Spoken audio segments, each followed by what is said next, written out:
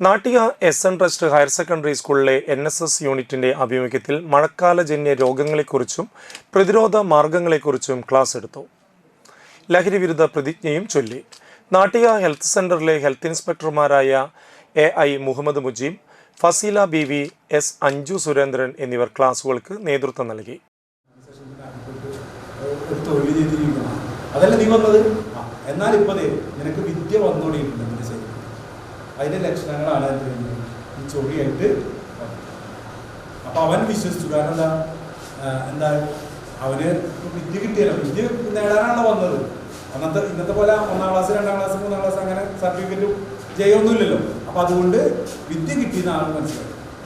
അപ്പോൾ ഗുരുവിനെ അറിയാം കുറച്ച് കഴിയുമ്പോൾ ഇവർക്കൊക്കെ ഈ വിദ്യ കിട്ടും. കാരണം എന്താ, ഇത് പകരുന്ന അസുഖമാണ്, പകർച്ചവ്യാധിയാണ്.